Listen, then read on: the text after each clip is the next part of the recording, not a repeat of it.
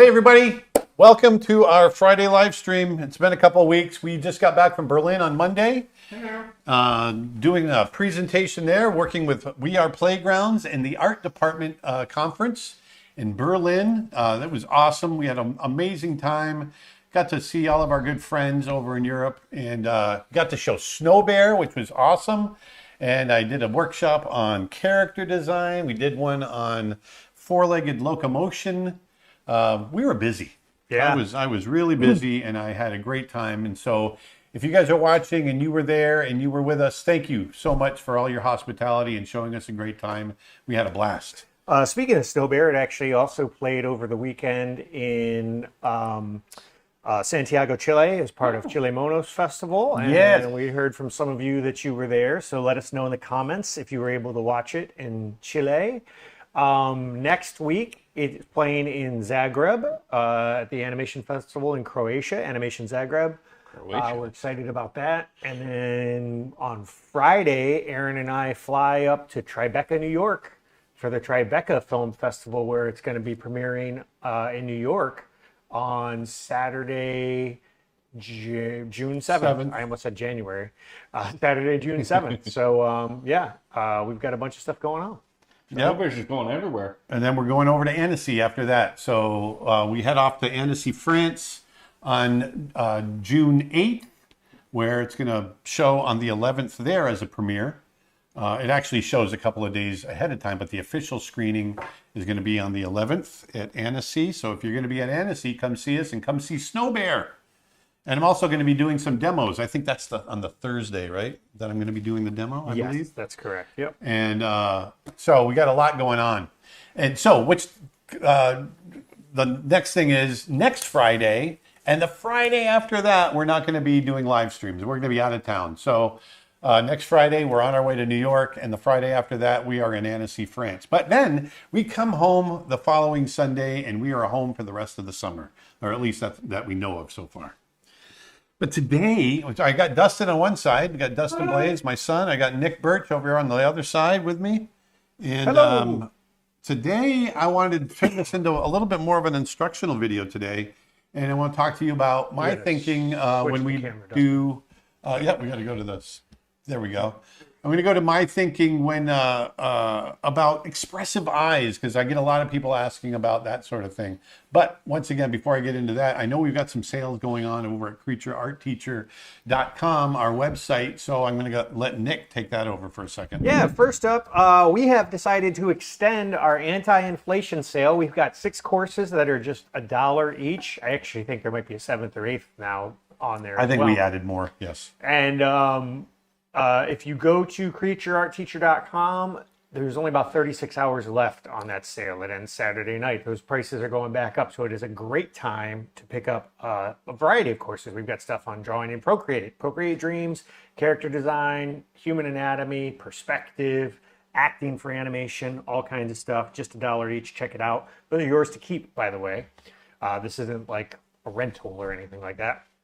Also, last weekend here in the U.S. was Memorial Day weekend, so we've extended that sale.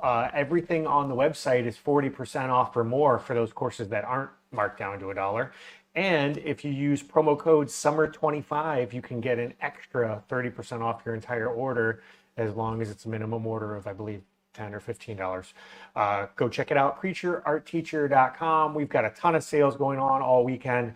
Also, I want to let you know that our animation boot camp, we added a second animation boot camp because the first one sold out in under a week. Our second dates are already half sold out. So this is under 10 days and we're already 50% sold.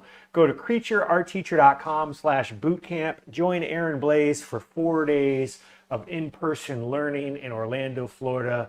It includes your hotel. It includes all kinds of stuff. Go to creatureartteacher.com/bootcamp and learn more. Let's dive in, shall we, Aaron? Let's dive in. So, Dustin, go to my camera real quick. Go to your camera. Okay. Yes, here we go, because I want you to see my eyes.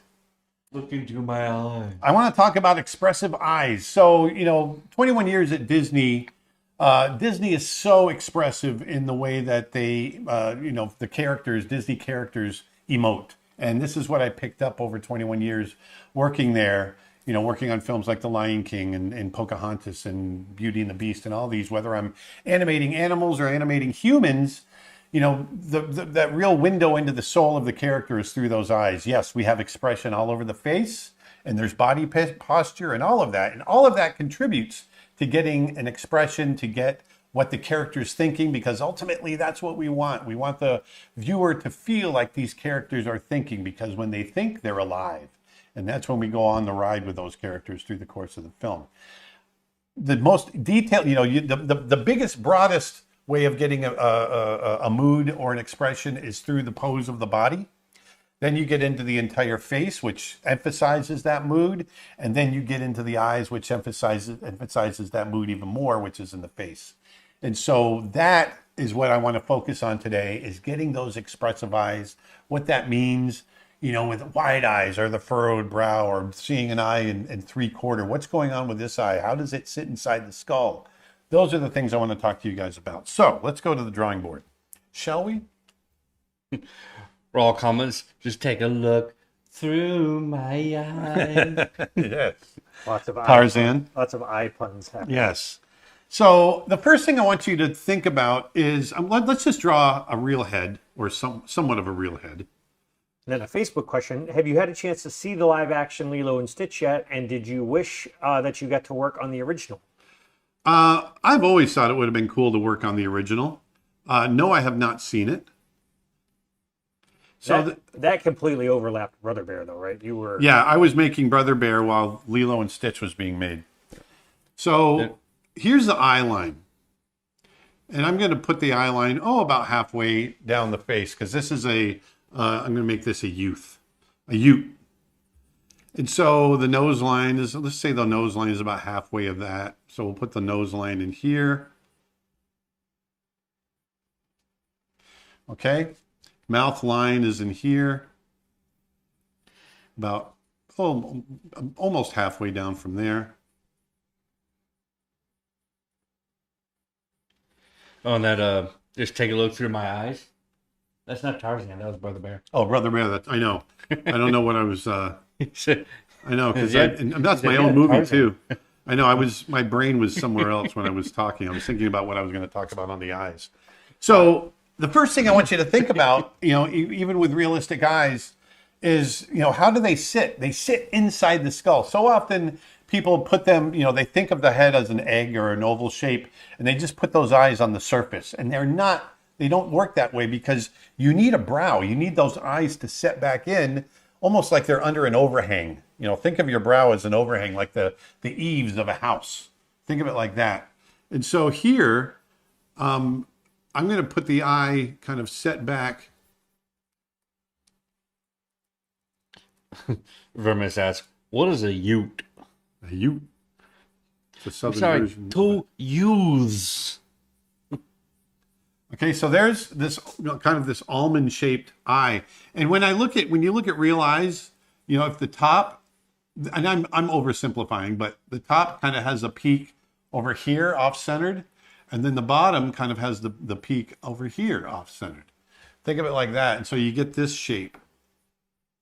And there's variations of this all over, but that's the general shape that I think about when I'm thinking of realistic eyes. And then you've got the lid.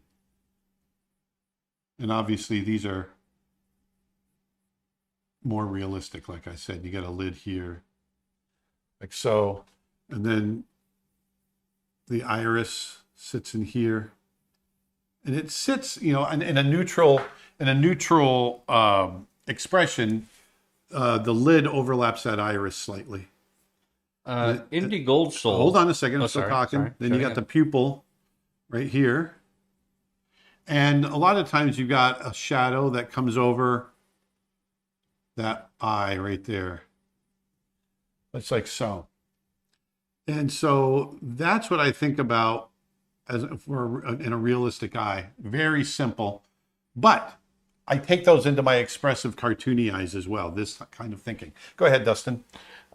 What Disney character has the most expressive face, in your opinion, that would be worth studying?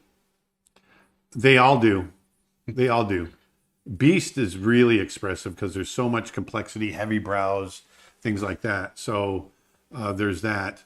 But they all have very expressive expressions. Yep. And Genie's able to straight up just change his face, Yeah, but they keeping all- in they that all same do. Genie style. I want to talk about this too. So the eye here is sitting inside an eye socket. So if I draw a line coming down the forehead, it would come in to go inside where the eye is, and then come down the lid, and then come back out along the cheek like that. Okay. We go down the center line, the brow, we get to the bridge of the nose, and it comes down, and we come out like this. There's our center line coming down the face. Now, let's think about that far eye, because this 3/4 view, this is where people get hung up. What's happening over there? So if we do the same thing, notice how I've got the line going through the eye here. If we do the same thing and bring it in and draw where that might hit on the face there and come down just like we have, then that puts the eye on the other side of the bridge. And I've brought the bridge down. Actually, let me do this. I brought the bridge. I'm going to bring the bridge out here. So there's the bridge of the nose. So that means we're looking at this eye kind of from the side, from a 3/4 view. The lid is going to wrap around, or the eyelid and the eyelashes. We have something that goes like that.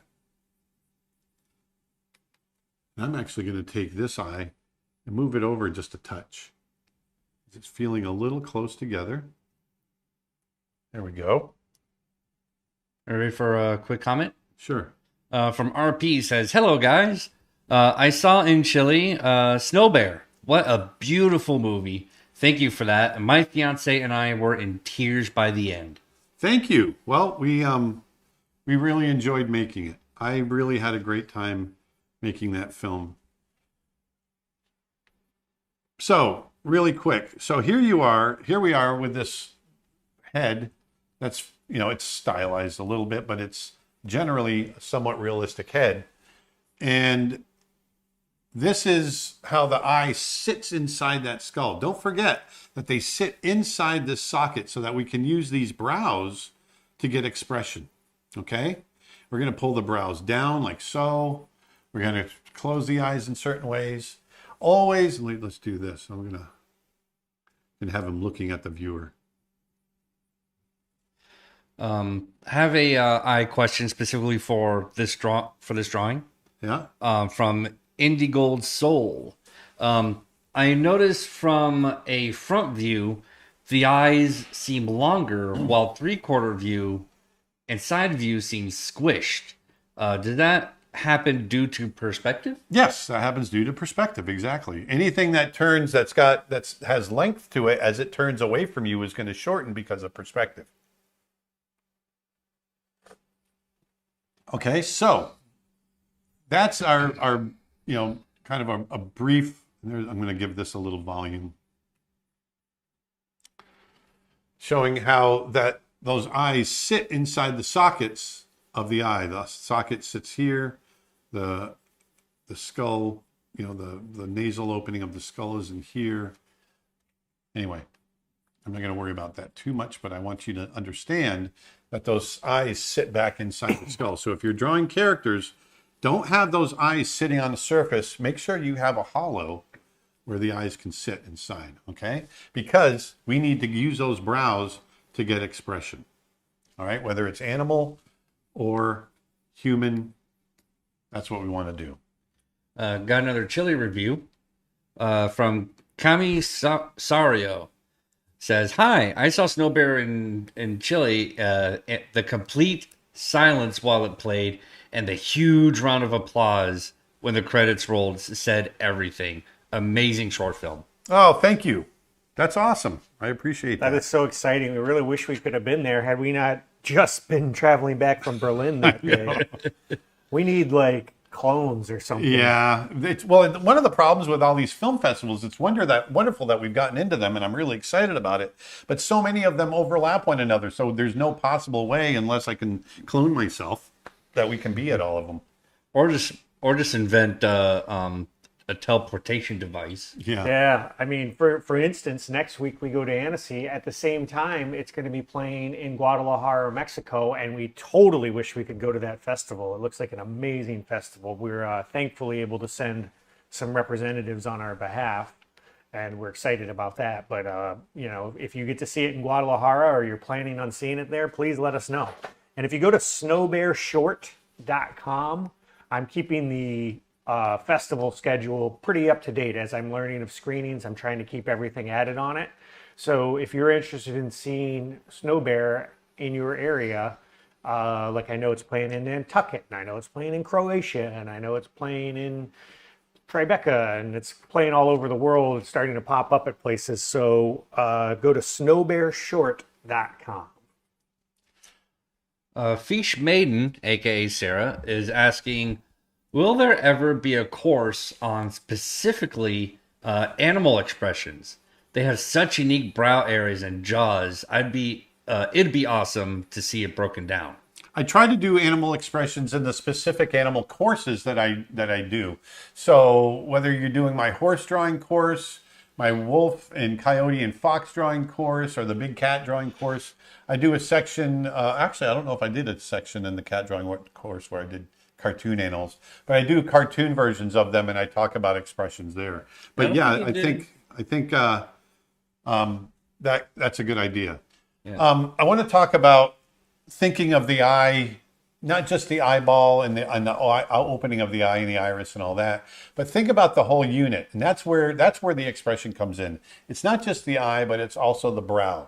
We are very social creatures, and so we get a lot of social cues. We come from troops. You know, we lived in troops, like gorillas and chimps and things like that live in troops, and that's our background, and those are very social, and so you get a lot of social cues through expression.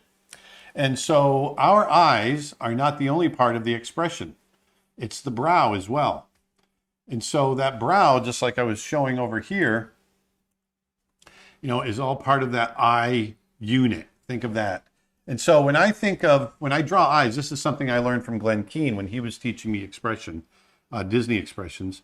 You know, think about these radiating, series of radiating shapes that go out. You've got the whole eye unit here that basically comes in like this. And let's put the eyebrow on that. And then here, and then let's draw our center line kind of coming through like that. And then in here, we would have an eye, the eye basically there. Now, granted, you know, we're going to move the eye, the iris around, but, and you can put the iris in here. Detlef is on YouTube. Hey, Detlef. Says, hey, friends, it's fantastic to see your short get the recognition it deserves. Keep it up. Proud. Appreciate it.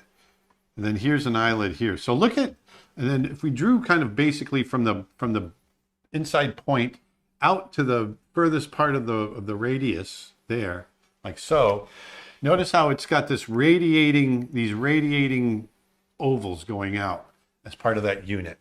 I think about that all the time. There's a unit there. And it's this unit that's going to squash and stretch and do all kinds of things in order to create expression. All right?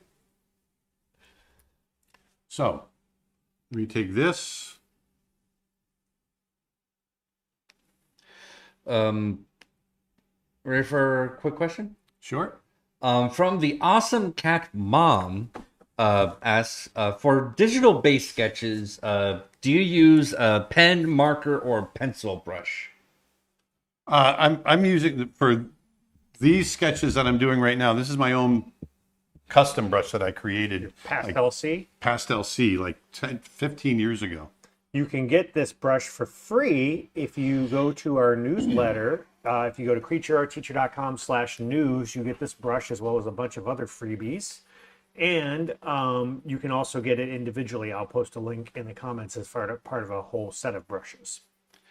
And it's kind of a pencil texture style. Pastel, actually, but it works like a nice pencil too. Yeah. In a way. It's just got a nice organic feel to it. So I'm just going to draw a more cartoony kind of pushed character. So here's a character that I might draw. And so I'm thinking about, this nose, this cartoony nose. And there's the bridge of the nose right here. It comes up, and then we have the brow that comes up right here off the bridge.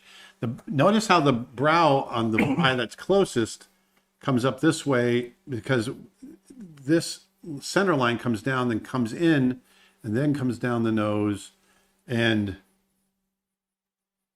I'm going to give him a big jaw. Mr. Garlic on YouTube says, "Hey Aaron, thank you so much for doing the mentorship bootcamp. I've been asking for months and you've answered with this amazing opportunity. I can't wait to see you in August." All right. Well, thank you for joining up. See you there. We are 50% sold out on our second boot camp in just 10 days. So if you are thinking about getting a spot, do not wait. It will sell out. The first one sold out in under a week. And we're already 50% sold out on the second one. We added an overflow one. And the early bird pricing is going to be ending soon. So if you want to get in on that and save yourself a significant amount of money, go to creatureartteacher.com/bootcamp and learn more. So notice how these eyes, first of all, I've got the bridge of the nose coming down. Notice how the eyes are sitting inside that socket, especially on that far eye. See how it sits back? And I'm thinking about the perspective, if you want to think about that perspective.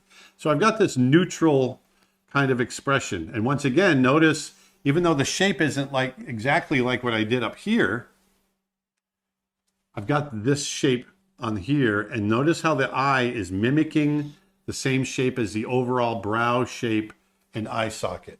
Notice how they're basically the same shape.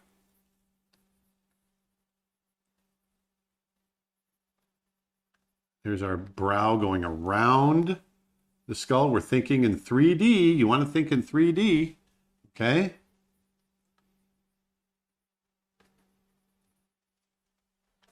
All right, so. Vancouver, British Columbia is calling me. Nice. It must be an important call.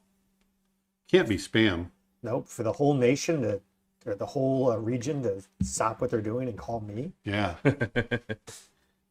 Okay, so here I'm going to put a little flesh coming down. I like to, even though I might be drawing something cartoony, I like to think about this in real terms.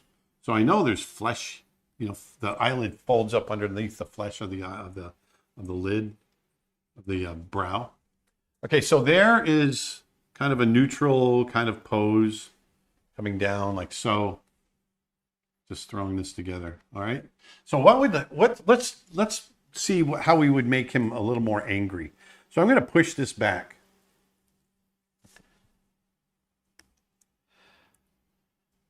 There, that should be nice and big for you guys. So the first thing we want to do, what's going to happen? We're going to pull, Dustin, go to my face. Yes. I want to look at my, when my eye is normal in a neutral pose, my eyes are up here. But when I come down, notice, I'm really pulling that flesh down. And that obviously universally is an aggressive, angry expression. And when you look at, and that goes across species, that the stare straight ahead, making eye contact, the intense look, that's universal across species. When two men, kind of hot-headed men, get together and they're facing off, they're staring right at each other. When you see an animal, when you see, when animals are facing off, when an animal is facing off with you, it's a straight-on stare. That aggressive posture is universal through species. Okay. And part of that is, for humans, we bring that brow down like that. So I'm going to bring the brow down here. And so what happens is it bunches up the flesh on the brow here. Oh, the other thing I want to mention, here's the brow line where it changes direction. Notice how the eye line sits, the bottom of the eye sits under that. Don't put the bottom of the eye above that. It starts looking weird. You want to put the bottom of the eye below that brow line, which comes across right up here. All right. So I'm going to I'm really going to pull this down. This is all about caricature and exaggeration. So here, notice I'm pulling this brow down and we're doing this. Let me knock this back a little bit more.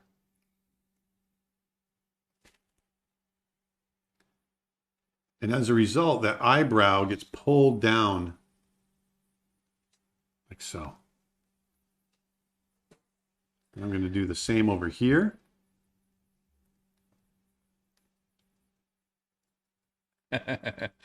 Zero Connection on YouTube says that's an American dad jawline. Yeah. Good morning, USA. So here's the nose. Maybe I'll flare the nose up just a touch. And to Tracy Kirby on Facebook, who's asking, what software program are you using? I'm using Photoshop. Photoshop. Now, as the brow comes down, but it's not important what software I'm using if you want to follow along on paper or whatever. Paper, yeah, you could be using paper, you could be using Krita, you could be using Clip Yeah. Studio Paint. It doesn't matter. You could be So using here- a hammer and chisel on a wall. Procreate. I like to pull that brow right down. Maybe pull the bottom lid up a little bit. And I'm going to pull the iris, right under that brow like so.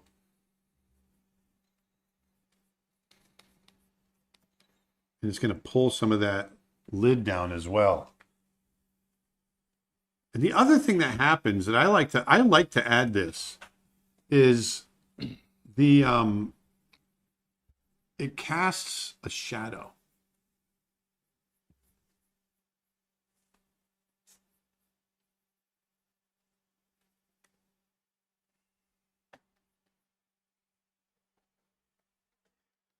So, okay.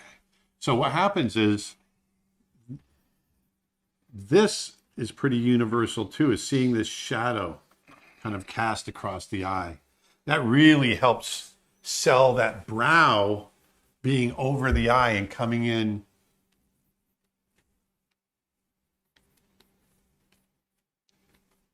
like so.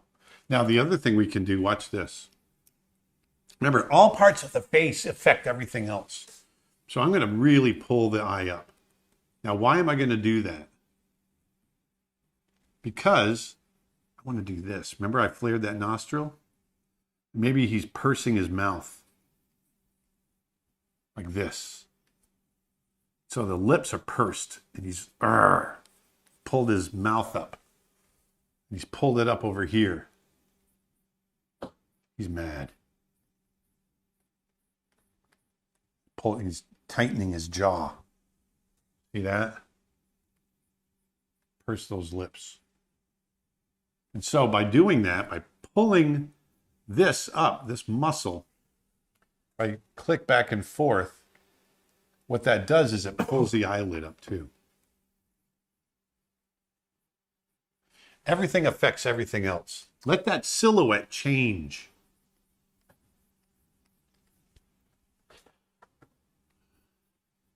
When do you think you'll have a TV Paint 12 tutorial? Probably pretty soon. Pretty soon, actually. That's a good question because I really hadn't thought about that. Well, we've been talking about it for YouTube, but it's kind of mentally been in my brain for when we get back. Mentally in your brain? Mentally in my brain. Mentally in your brain. For when we get back from Annecy. Norsewarg on Twitch asks, I assume the line of action also works on eyebrows? It certainly does. Because the other thing I want to talk about is asymmetricality, I guess. You know, looking at the eyes asymmetrically.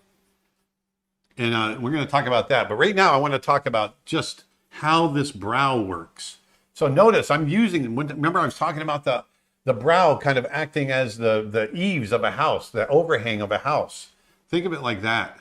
You know, you've got a house that comes down. You've got the eaves that overhang the house right here, like so. Okay? So there's that expression change. He's going from neutral to angry. Neutral, angry. Neutral, angry. See there? And we can push this even more. Watch this. If I do this, and I'm going to put a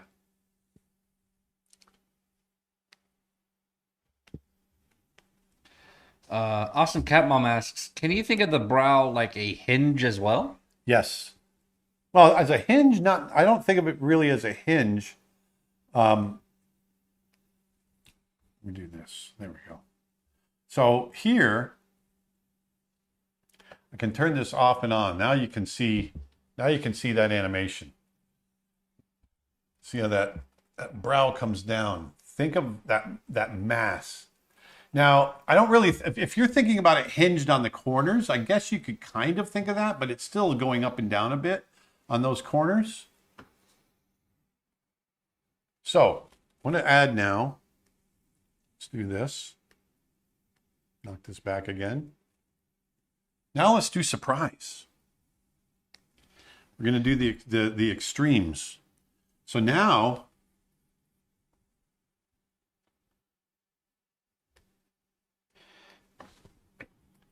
Ashley Turner says, hi, Aaron from England. hello. Thanks for teaching me how to draw elephants. You are welcome.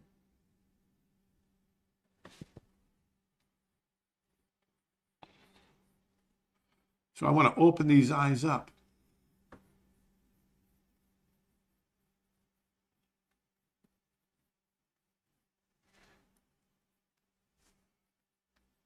And once again, I'm going to bring the brow way up.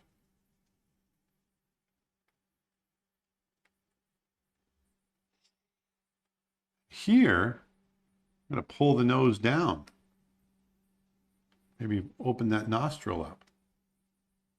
And I'll show you why in just a second. Pull this down here.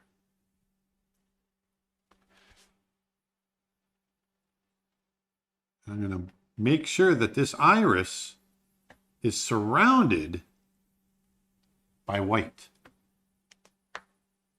And maybe push the pupils small. Oh, Oh. holy crap. And once again, I want to mimic that shape, right? So I'm going to pull the brow way up here. It's mimicking. Let me pull it over here. It's mimicking. It's mimicking. Mimicking. Is that a eye mimic, shape. mimic bird?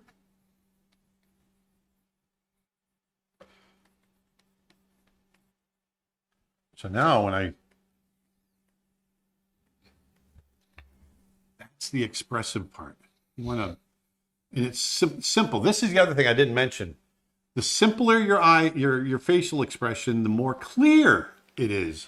You don't need lots of complicated angle changes, drawing changes, all these different things that people tend to do. And a lot of that times that happens as a result of struggling to find the expression, and they tend to get more and more complicated. And the problem with that is you end up making it less and less clear. We had a funny YouTube question and answer going back and forth. Someone had asked if you could come up with a superhero based on an animal, what would it be? And Vermees responded, I would base it on a Wolverine. Oh, no, wait, a Black Panther. No, wait, a spider. Wait, a bat. Wait. That's pretty funny. We need You're an so amoeba. funny. And the amoeba. The amoeba. Amoeba. Kind of like that baby muskox up there. We need a muskox superhero.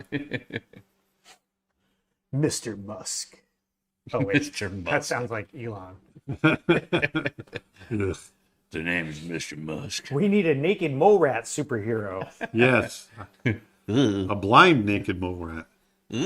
Aren't they all blind? Isn't it the... Yeah. Yeah, thought so. But they're called, I've heard them just naked mole rats, and I've heard blind naked mole rats, just getting really descriptive.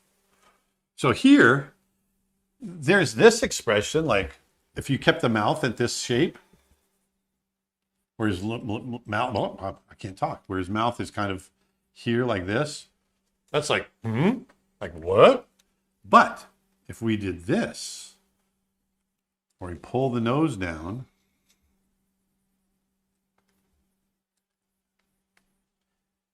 I'll bring this down. And we think of this jaw as a hinge, and the jaw is going to come back. Now I want to change the shape altogether. Citizen Zero asks, how's your trip to Berlin? It was awesome. And we had a great time. I'm thinking of this mouth in perspective as well. So if you think about the perspective that's going on, the eye is here, the nose is here. So the mouth has got to follow that same perspective. So the corner of the mouth I've pulled down here. So the corner of the mouth is going to be over here, but it's going away. So it comes in like that. Would the process that you're currently using by lowering the opacity on the first layer and then drawing over it to get consistency of facial features be useful when drawing keyframes for animation with expressions? Yes, Aaron does this all the time. That's like using onion skin. Yeah, or it's more like your rough pass, right? You do Yep. your rough pass and then he does a layer over top. Yeah. Yep. And he knocks back the opacity. It's the exact same process, really. It is. So there's the mouth inside, here's the tongue inside. You rough your keys, but you don't always rough your in-betweens or anything, right? Right. You just kind of do those. Just do them. Yeah. And I rough breakdowns. Got it. So we're opening that mouth and opening turn that off. Opening that expression. Now notice also, I think I can push it a little bit more. Whoops. Come on, soft raid. There. I need to take a look at that because I actually had an alert from SoftRed the other day that was serious. It just it comes up every day. Yeah, I know. What is soft raid? It's the Thunder Bay drive. It manages the raid on the... Oh, that is scary. So here I've pulled it all down. And actually, I want to pull that jaw and give him a little bit bigger jaw. Now notice what I've done here is I've changed that silhouette altogether. Notice the jaw is opening and it's hinged right here. One thing I always see in younger portfolios is when they're doing a character design model sheet of a character and they're showing various expressions, the silhouette of the head isn't changing. They'll change the expression inside the face or inside the silhouette of the head, but they're not changing that silhouette. And so as you get it, when you get into extreme expressions like this big surprise or great, gritting squash grit, anger, you want that the silhouette of the head to change as well. Okay, that gives you really dynamic expression, dynamic animation. So let me do the same thing I did earlier. I'm going to grab this. We're going to fill this in. And I'm going to make that a folder. And I'm going to turn this off and on. Let me turn this back up.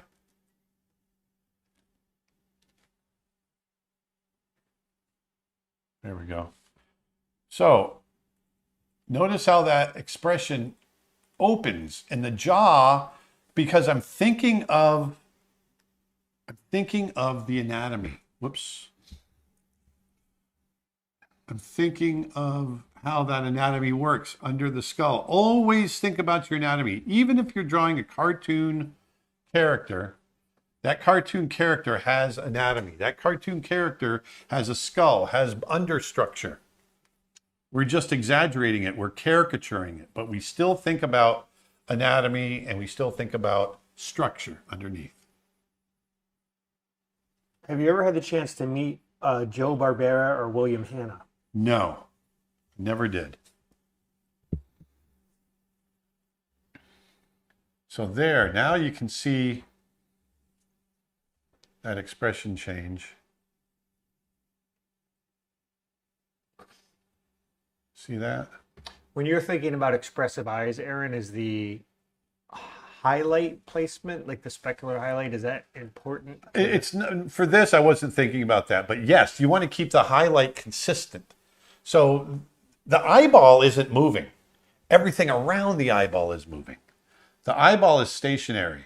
We're just opening up the wrapping around the eyeball. So if the eyeball is stationary, Yes, I'm pushing the iris. I'm changing the iris a little bit to help the expression. But by and large, you don't change that. Therefore, the highlight won't change. Except the highlight will change. This is kind of detaily, and a lot of times you don't have to pay attention to this, but I like to. As the head turns in space, the light source never doesn't move. So as I turn, that highlight is going to stay locked to the light source. It's always going to stay locked to that. So you want to think about that sometimes. So it kind of moves around the globe of the... It does. But if the facial expression is stationary like this and just going up and down, that eye is not moving. It's everything around the eye is moving. What is your pen pressure set at? Normal, right in the middle. In the middle. Yeah. well, So here's the two extremes. So sorry, real quick. Nope, go for There's our neutral, but I'm going to get rid of the neutral. There's our squash, push, and there's our open. Notice how much the silhouette changes. And this is not that push. This is relatively held back in as far as animation terms go. We could get really broad with this. But let me come back. I want to come back to this one right here because I want to show the jaw line. I'm always thinking about that jaw line because it's important. It connects back here in front of the ear. Now let me open this up. See how that jawline moves?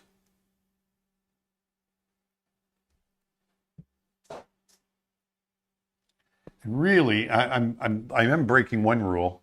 The cheekbone should be solid, but I'm moving it here. Cheekbone should probably be up here.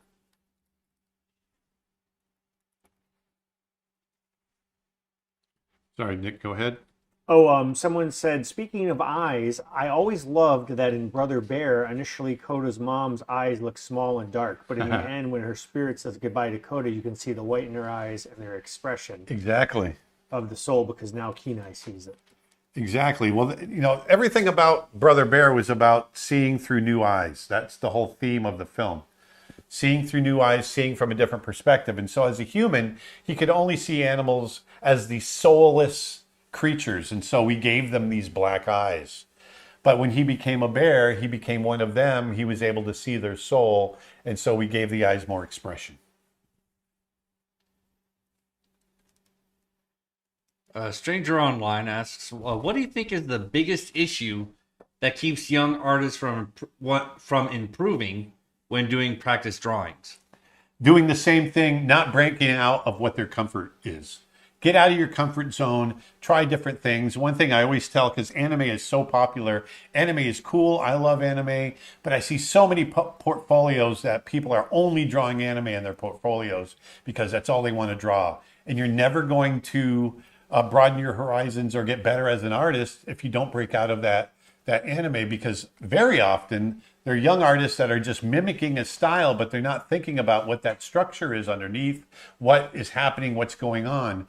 And they're drawing big eyes, they're drawing all the tiny little noses, all those things, but they're not really thinking about what that has been caricatured from. So if you break out of that, if you go and do more academic, more formal type drawing approaches, you'll broaden those horizons. You can always go back to anime, but then at least you'll have a basis to go to work off of, and you can try other styles as well. So it helps you branch out. So break out of your comfort zone. That's the biggest thing. Let's look at the eyelids for a little bit. I want to talk about that.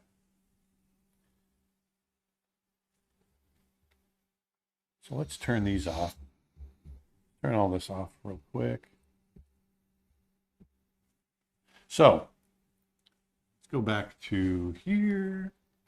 Back to life. Here and here and So everywhere. I want to talk about when you keep your expression simple, the smallest changes can change the expression, which is really cool because then you end up with infinite numbers of expressions. And once again, going back to the eye and the brow, think of them as a unit. This is something I talk about in my character design course in expressions, drawing expressions. There's a reason why.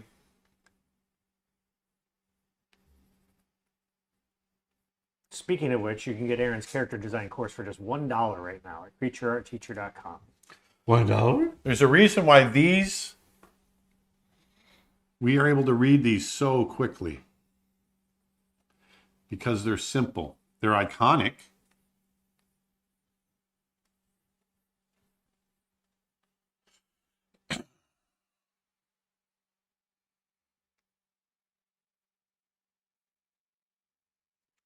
These all say different things.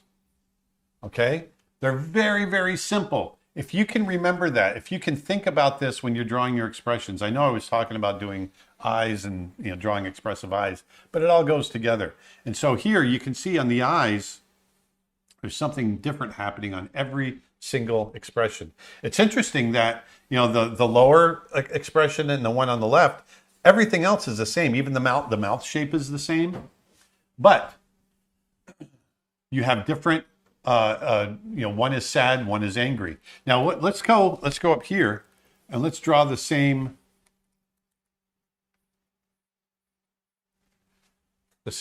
mouth there. So this one, you have two sad expressions up at the top, but they're slightly different sad expressions because of the brow. And so this is what I'm talking about. When you keep your expression simple, you can change little things and get whole new expressions. And that's what's really cool, because that, when animation isn't all about how well you move things and you move them all over the place. It's about bringing things to life. And so often when you're animating really subtle changes, that's what we see in life. That brings something to life even faster or even more than something that's moving all over the place. It might just be a slight tilt of the brow, a slight squint of the eye, a little purse of the mouth, those little things. That's when things really start to come alive in animation. Even if you have a really cartoony character, those types of things really help getting really emotive type of animation. Ooh, you can hear the thunder. So that being said, let's draw. Here I've got a character. And it's been really stormy the past couple of days. Yeah. We've had a lot of moisture in the atmosphere. Do you think you'll maybe on a future stream do drawing expressive mouth shapes? Yes. If that's what you guys want, I will do it. I'm here for you. So here I've got an eye.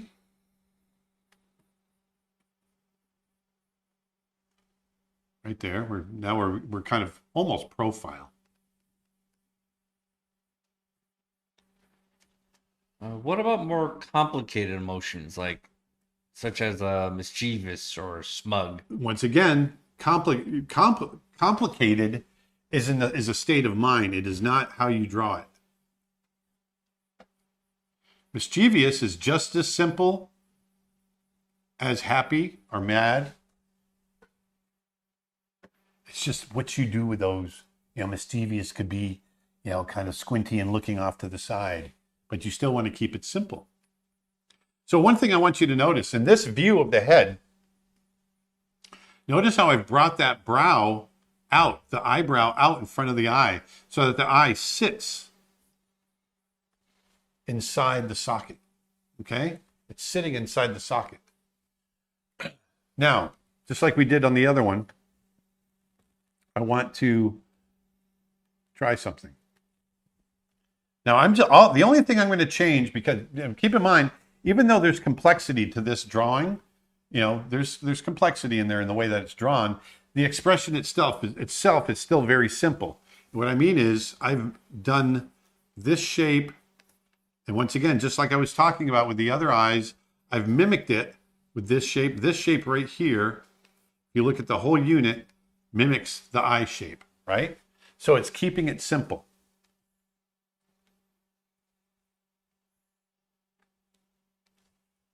So what if we just change the lid?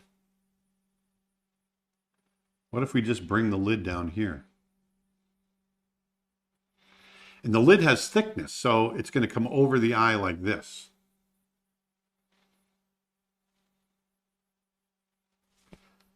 Your eyelid has thickness. So when I draw an eyelid coming down, I don't draw the lid in the same line as the eyeball, because then it doesn't give it thickness. I draw the lid outside the eyeball to give that lid some thickness. And I'm making sure to put that iris partially covered by the eyelid. Now we've got, and I'm keeping this expression right here. Same.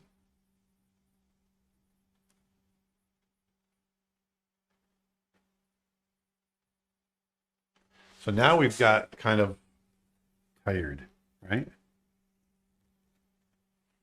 We got a tired expression. So tired of this. Tired. Peter Steves on Twitch says, I am learning so much. The knowledge. Now, what if we push this even more? Another thing you can do, what if I push this eyelid so it kind of inverts a little bit? Now, the other thing to think about with your eyelids is, remember, your eyelid connects on each corner. So you'll notice that I'm always drawing the eyelid, as it comes around, the lash is going towards the corner of the eye. Real quick, just on the knowledge of this, if you're enjoying this lesson, go to creatureartteacher.com/learn and get Aaron's character design course for only $1. There's only 36 hours left on that sale. creatureartteacher.com/learn. That's over 16 hours of lessons included in that course. If you like this, you will love that. So once again, now we haven't changed anything about the brow, anything around the eye except the eyelid. That's the only thing we've done. Now we've got a very kind of dopey, kind of tired. She might be drunk. She might be just exhausted kind of look. And we can push the bags of the eyes. Now she's really tired. She hasn't slept in days. I'm just ready to go to bed. One other thing I want to announce real quick. Speaking of courses and content and lessons, we also today launched a storyboarding certification on our website. I believe we have a slide for that, Dustin. If you go to creatureartteacher.com, we've had certificates of completion available on our website for about 1.5 years now. We don't promote it all the time, but it's something that I wanted to remind you of. A lot of our new viewers might not be aware of it. These are human-reviewed plans. So we've got, if you complete our courses on character design, if you complete our courses on animation, and now on storyboarding, you can get a certificate of completion, which will be reviewed by a human. And basically it gives you, you can demonstrate to an employer or continuing education. Sometimes people need it for their job. Sometimes people need it for applications. We've gotten a lot of requests for this over the year. Go to creatureartteacher.com and learn more. We've got over 60 plus hours of storyboarding courses, which if you complete, you can get a certification. Oh, and I should mention that is $30 off this weekend. So here, once again, going back and forth, you can see that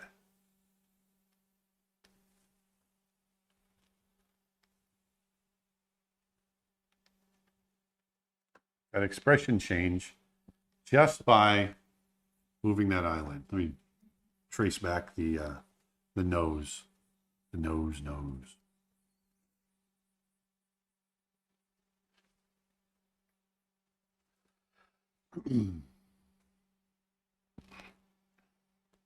Are those available to lifetime members as well? You get a discount. Members get an automatic 50% discount. There you go, right there. Okay. So now let's do this again. I'm going to turn this one off. Let's keep this. What happens if we do this? Let's bring the eye down. But this time, let's bring the bottom lid up. Do you know if any studios uses your certificates as a stand-in for college or university education? No, I don't think it's not intended to be a replacement for a degree. However, some employers, some employers may or may not take it into account. I mean, it's a certificate of completion. It's not a degree, but it is human verified, and you can put it on. You get a digital badge that you can embed on your LinkedIn profile, and There's a few other perks as well. If you go to creatureartteacher.com, you can learn more about it. So here I'm bringing the brow down, but now, I mean the eyelid down. I've brought the bottom lid up. Okay. And I'm bringing the brow down. Once again, keeping things, not getting super complicated with how I'm, it's the brow is this shape. You want to, I'm pulling in, I'm thinking of it as that awning or the eave. Or maybe get a little wrinkle in there. But I don't want overcomplication. So now I pulled the bottom lid up. I pulled the top brow down. Notice I'm getting these wrinkles. I should also point out that most art employers don't require a degree. Yes. Flavio asked, Quality of your work. are the courses subtitled? Yes, the vast majority of our courses have subtitles. We're actually going through doing another pass, adding more languages right now. Everything has English subtitles.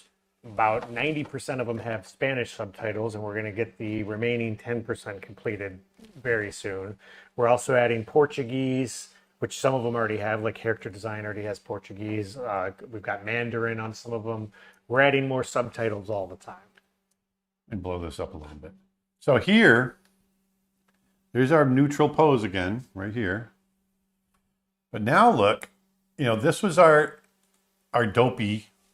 Here, it's just, all I did was change that top lid. Now it's kind of this dopey, tired look. Now I brought the lid down again, brought the bottom lid up, and then brought the brow down. And now we have this very scrutinizing kind of squinty look. Whoops. Right there. Sorry, got the wrong color there.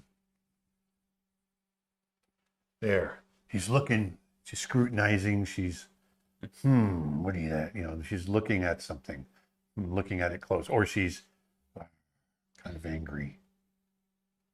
Now, I could take this expression, and I can go, watch. Now we add the mouth, and we'll go, By the way, on that storyboard membership certification, I want to let people know it's not easy to get. There's 60 hours of courses you got to go through, and there's specific lessons. And like Tim Hodges' course has bonus content, like full scripts and animatics and audio. You've got to upload that. So here I kept, once again, it's a simple shape, but here she's like, kind of pursing her lip, looking at, maybe she's examining a clue. Looking at something, or can change that expression because that's a look of concentration. Someone says that brush is amazing.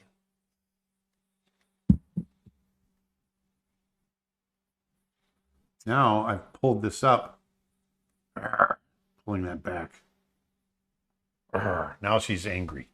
Karen asks, is that small dot in front of the eye the inside corner of the eye? Yes, that's the inside corner. That's my shorthand for the inside corner. It's nice because you can really tell it's a sphere sitting in a three-dimensional space. Yes. Think of that eye. That's a good point. Think of that eyeball sitting like this. Here's our little highlight. Like so. And that lid, here's our eye, corner of the eye.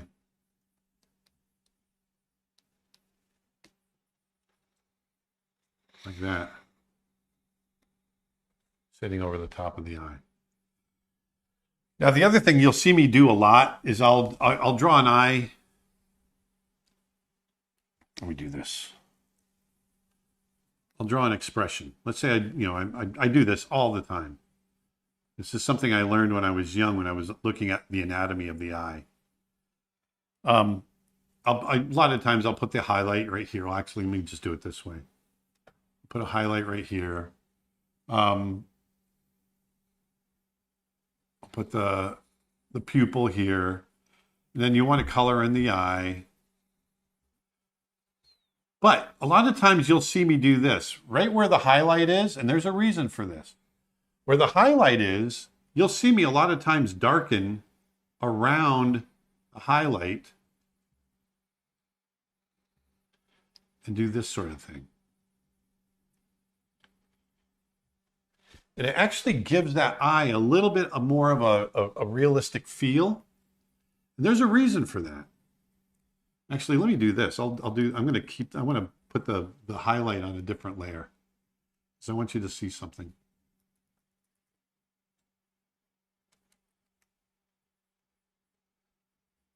Because I can put that highlight out here. There's all kinds of things you do with the highlights and the eyes, and there can be multiple light sources like so, which is what anime does. You'll see, or really over the top, Ren and Stimpy, super cute eyes. You'll see all kinds of highlights and stuff going on in there. Now, and then if you really want to push this, I can go here, kind of push a little bit of a highlight on this side. Now, why would I do that on the iris? I'll show you. And let's go.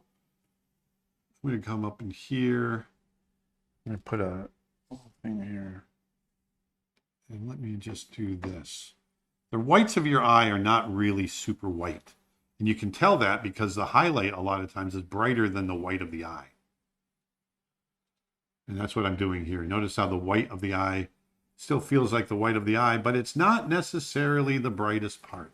And a lot of times the white of the eye is pretty dark. Which is a demonstration of a tip that you've talked about a lot before, which is why you start on a gray background. Which is why I'm drawing on gray today. Because the problem with starting on a white background, like a white sheet of paper, is you can't get any whiter than white. Exactly. So by starting on a mid-tone gray, then when you put an off-white down, it appears white, and then your pure white looks really white. Now, the highlight of the eye is giving us an indication of the direction of the light. The light is coming from the left, and it's coming in this direction, okay? Notice on the iris, the way the lighting is happening on the iris. It's opposite. It's being lit on the right side and darker on the left side. Well, there's a reason for that. If we do a cross-section of the eye, here's an eyeball. If you look inside, you've got the outside of the eye right here. On the inside, let's draw the iris here. I'm going to draw it like he's looking up. Okay.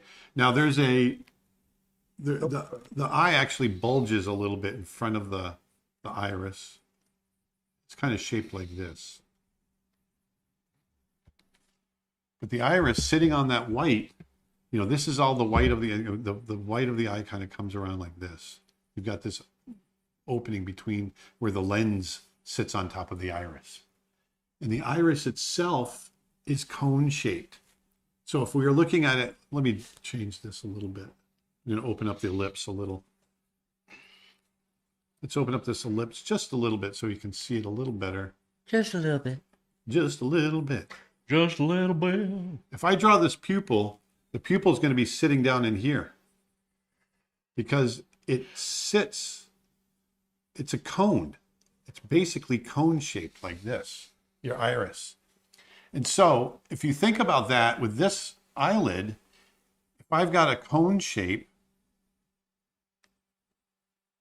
of the pupil, and there's light coming in from this direction, this side of the cone is turned away from the light. So it's going to be darker. This side of the cone is toward the light, so it's going to be brighter. And that's what's happening here. And that's why a lot of times when you look at someone's eye in a heavily lit, in a very directly lit situation, you'll see a highlight on the left side, but you'll see in the iris, it'll go darker on the left side and brighter on the right side. It's because of the shape of that cone of the iris. Okay? Someone asks, would taking a academic college course for later transferring to an art school, something like anatomy, be necessary or more beneficial for learning to draw facial features and the body too, of course? Again, you're never going to regret educating yourself, no matter what. I've never taken a academic anatomy class. I've just taught myself all of this stuff because I'm interested in it. I really want to understand anatomy. I want to understand how these different things work. When I make an observation, I want to understand why I'm seeing what I'm seeing. And when I was a kid, I noticed that the highlight was on the outside, was being lit the opposite of what was going on with the iris, and I couldn't figure that out. So I looked it up in a book, and I said, "Oh, it's because it's cone shaped, and it's actually going in and not out, and so therefore the lighting is going to be reversed." These are discoveries that I made on my own. So my point being, be interested in the world. Be interested in what makes things tick, because that's how you're going to find out what happens. Be interested in what happens with the anatomy and look it up. You don't necessarily have to take an anatomy class. It helps, but there's a lot of information out there for you to find on your own as well. I will say that when I took figure drawing, and I've gone through a bunch of figure drawing courses, the emphasis tends to be less on this specific name of this muscle and less the specific name of this bone, and more on landmarks. Masses and landmarks that you proportion, can, yeah, your collarbones tend to be a bony landmark and stuff, and if you could figure out the placement of those. Now, having said that, I totally agree with Aaron. Now, if you're interested in it and you want to take a course in anatomy, it's never going to hurt. Yeah, because I've learned through my figure drawing classes, like the masses of the body and that sort of thing, but I didn't learn the physiology of muscles and how they work, and that's the kind of stuff I really got interested in, and why muscles work the way they do. All muscles do is contract. When a muscle is working, it's contracting, and so once you understand that, then you'll understand when you have a character into a pose, what muscles are flexing and which ones aren't, because of what's happening. And you'll start understanding, different muscles on your body, what they do. Once you understand all a muscle does, all its job is to contract and relax, then you'll start figuring out, oh, when I push my arm this way, the only way to make it go that way is for the muscle in the back of my arm to contract. So that means if I'm pushing something, I'm using my triceps. That tells you right away. If I'm pulling something towards me, the only way to get my arm to pull in like this is for this muscle to contract. Okay, so that means if I'm pulling something, I'm using my bicep. If I'm pushing my arms this way, if I'm doing a push-up like this, the only way I can get my arms here to push this way and push this way to come forward is for these muscles to contract. And that's why when you see guys in the gym, they want to build a big chest, they're doing the bench press. And that's because this muscle has to contract to pull the arm up like that. But what's also happening? It's pulling the arm up, but it's also straightening. So you're working two muscles. You're working your pectoralis muscle, and you're working your tricep muscle to straighten the arm. Once you start thinking about that, it really starts to get interesting, and you start going down these rabbit holes of wanting to know more and more and more. And it leads to these discoveries that are going to help your drawing and your art, because you'll apply them to your expressions, your poses, all of that. So be interested in that sort of thing. That's the thing that I want you guys to kind of take away from all of this, okay? And then what always fascinates me, and you pointed this out to me, I've learned this from you over the years, and obviously we talk a lot about animal drawing on this channel, is the idea that once you discover that and you understand yourself, then you start to apply that to comparative anatomy to other animals. Exactly. Comparative anatomy is super interesting to me. I love the fact that a bat, a whale, a mouse, a wolf, they all have the same parts. We're just proportioned differently to fill the niche that they fill. A bat has an upper arm, it has a forearm, it has 5 fingers, just like I do. They've just been specialized to become a wing, and a cat has 5 fingers, a dog has 5 fingers. They just stand differently, and the paws move differently, but they're standing on their wrist. We all have the same parts. We're just proportioned differently. A whale and its flipper and its front dorsal, not dorsal, but its front pectoral flipper. Wow. They have all the same bones. They're just all shrunk up and really kind of fused together. But they've got 5 fingers. They've got a forearm. They've got an upper arm. All of that still exists. So it's just all adapted to fill that niche, that part of the world that they go into. And so what that does, I get excited about this. What that does is you can start applying that kind of thinking to creature design. Let's say you're designing a creature for a specific planet. You want to design an alien creature. Well, you figure out what's happening in the environment on that planet, and then you fill the niche by understanding how it's done here on Earth. And that's what, and Avatar, that's how they filled those animals in Avatar. They think about the environment, they think about the physiology and how that comes together. Environment pushes the physiology to evolve creatures that fit that environment. Speaking of creatures, do you want to? I know you're mostly focusing on human expression eyes today. Do you want to take a stab at doing like an expressive Yes, cat yeah, because eye I'm or getting something? sidetracked. This was all supposed to be eyes. Yes, let's do that. Let's do an animal eye, maybe. So everything I just showed you with these human eyes, whoops, let me do this. There we go. Everything I just showed you with those human eyes applies to animals as well. And real quick, before he gets into this drawing, I want to let people know we're still running our anti-inflation sale at creatureartteacher.com. We have 6 courses and more actually for just $1 each, and that includes our How to Draw a Human Anatomy course and our Character Design course. By the way, those 2 courses were originally conceived together as one course. So if you're interested in one, I would definitely suggest picking up the other, because once you understand how to draw a real human, then you can abstract it and push the limits. That's the whole conceit behind those courses. So creatureartteacher.com. So let's say we have let's do them 3/4. Let's say we have this wolf character. Wolf. Now I'm thinking about the nasal opening is going to create a bridge right here, kind of a break on the nose.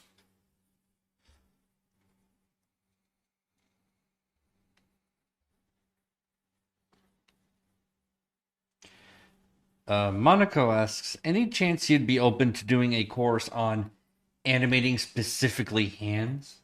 Sure, that's a good idea. I don't know if that warrants a whole course, but it definitely warrants a chapter in one of my other courses that I could do as It'd be fun to do something like obviously animating expressive hands, like talk, how people act with their hands. yeah. Then it'd be fun to take it to the extreme and animate something like Thing from the Addams Family, Yeah. where it's literally hand acting and Yeah, that's a pointing. great idea. So once again, all the same rules when I'm thinking about cartoony characters. Here's a wolf character. They tend to have these dark things on their eyes here like this. But I'm doing the same thing. I'm mimicking that eye shape in the whole socket shape, the brow. Bob says that anatomy of course of yours made hands so much more approachable to me to draw. 10 out of 10 would recommend. Oh, thank you. Also, I want to let people know someone said loving the annual membership. If you become an annual member to our website, which is $100 off right now, it gets you everything on the website, plus everything we release over the next 12 months, and it's all yours to keep. You unlock it, you can download it forever. Bing, bang, bada boom.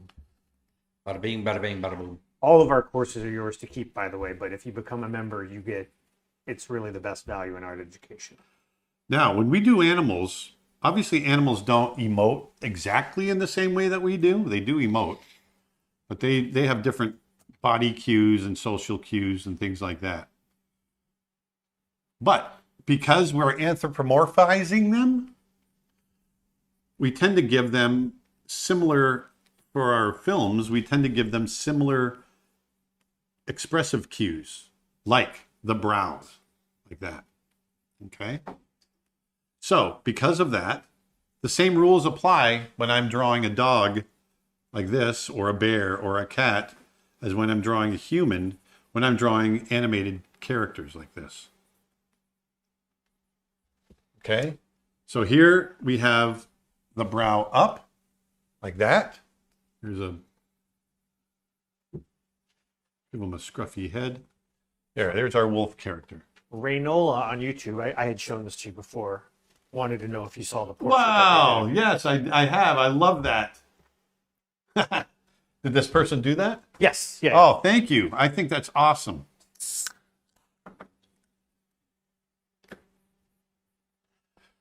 So here's kind of a happy neutral look. Once again, let's do the same thing. And just like I did with the human,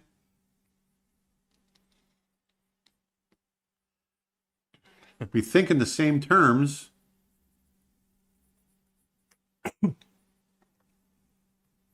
Bob says those eyes make anything look like a Disney character. That's right. Now look how much I'm pulling that brow down in front.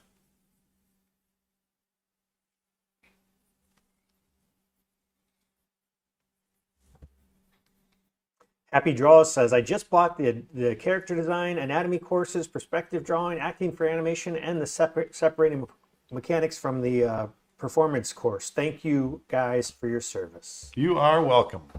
Does Aaron do background art at all? I do. I did all the backgrounds for Snow Bear. So watch this. I'm going to pull the nose in this way a little bit. I'm going to pull it up this way.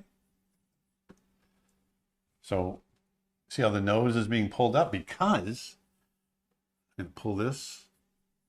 Emil says, wow, I just joined your stream, but I already learned a lot in just a couple minutes. Thank you very much. It is so awesome to hear from new viewers. If you like these streams, hit that like button and those share buttons. Help us spread the word. It definitely helps us a lot. And leave a comment. Let us know you're here. Commenting is the new hotness in the algorithm. So yeah, please, I want these to get out there and get seen. What was the hardest project you've worked on? Brother Bear, because I directed it. So that, directing a full-length feature for a big company is the hardest thing I've ever done. What was the Creative. What was hard about it specifically, or what comes It's to mind? the one of the hardest parts was understanding story structure and telling a good, compelling story. That's really hard to do. Creating the visuals, that I'm pretty good at, and that just takes time, and you got to find what's going to work. But it's I know the process. At the time when I directed Brother Bear, I didn't know story the way that I know it now. I know it now because of my experience on Brother Bear. And it's a hard, I always say that, figuring out story for a film is like trying to figure out a Rubik's Cube if you've never done a Rubik's Cube, because you fix one part and you mess up another, and you're constantly, trying to figure out how it's all going to come together and add up to something. And it's tough. It really is tough. Randall says, the lessons you guys provide on Creature Art Teacher are improving my art ability every day. I really thank you guys for inspiring me. Thank you very much, Randall. That's awesome. I also want to point out, we have been hearing more and more. In fact, we just had several people in Berlin tell us that they got jobs in the industry from taking our courses. And that is like, now that we've been at this for 13 years or 12 years or whatever it is with website, it is so exciting to be hearing Exciting and new. we've been hearing that more and more from people that have, I took your courses and I got a job in animation, or I took your courses and I got a job in illustration. Yeah, if you're one of those people, let us know. We'd love to hear from you. Send us an email to support@CreatureArtTeacher. That sounded like my little tagline at the end. Let us know. We'd love to hear from you. Oh yeah, that's right. So look, so I'm doing the exact same thing that I did on the human expression. It's just now it's a dog. Wolf. Whoops. Here we go. So let's do another one over the top of this. What about something, and we don't have to go into it today if you don't want to, but what about something like a cat where the shape of the pupil is different? Is that It's the same things apply. same? Now they tend to get further away from human, because cats have a vertical slit in their eye. Right. Goats and horses have a horizontal slit in their eye. Interesting. So it tends to make them feel a little alien, which is why we don't normally put that in the characters. Yeah, that's why you still go with the traditional human-looking pupil. Yeah, because it starts getting weird, for lack of a better way of putting it. Yeah. But watch this. So let's keep, once again, like we did before, I'm going to push the brow. Whoops. I'm going to push the brow a little forward.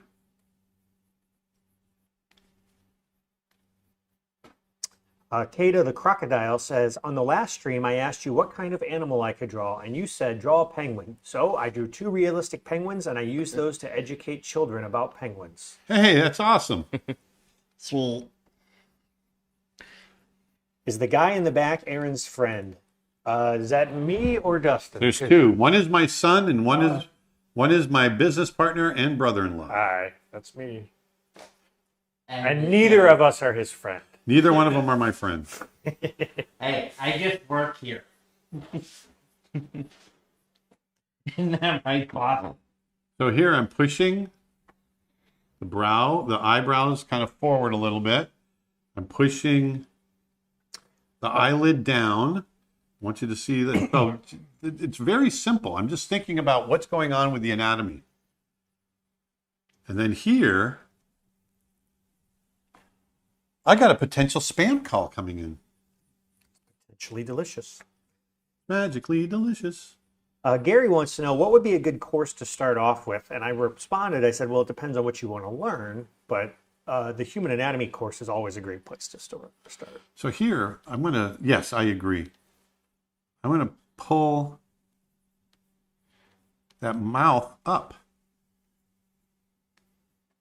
Give him a little cheek. Dogs have a kind of a dark lower lip. I'm going to pull his bottom of his chin back a little bit.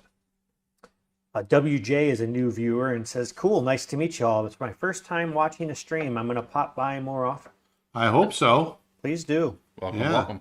If somebody's watching this who doesn't know who Aaron is, Aaron was with Disney for 21 years. He worked on The Lion King, Beauty and the Beast, Aladdin, Mulan, Pocahontas, and he directed Brother Bear. He's kind of a big deal. He worked as an animator, a character designer, a supervising animator, and director. And we can change the ear. I'm going to fold the ear back.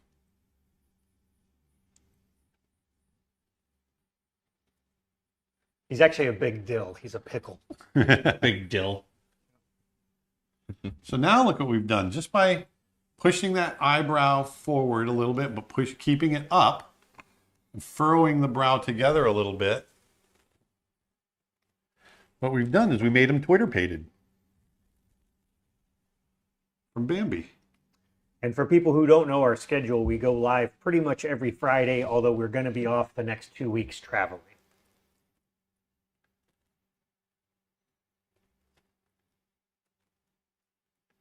Where am I here? There we go. This is the one I want. So once again, just bring the eyelids down, push the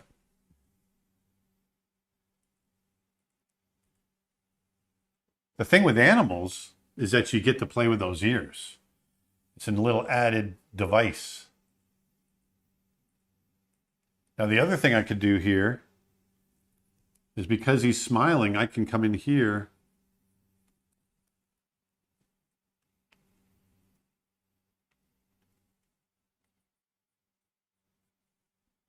and push the lid up. Do this. There we go. Give the cheek a little bit of volume.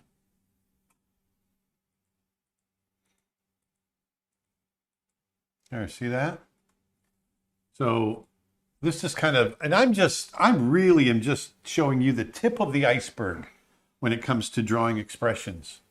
But I'm hoping I'm giving you guys, a foundation that you can go from. Think about those masses and how the eyes sit inside the skull. Think about the anatomy, because that's so important. Every animal, no matter how cartoony, you want to think about the anatomy that's happening underneath. Otherwise, your characters won't have any grounding in reality. They won't be believable. They won't be solid.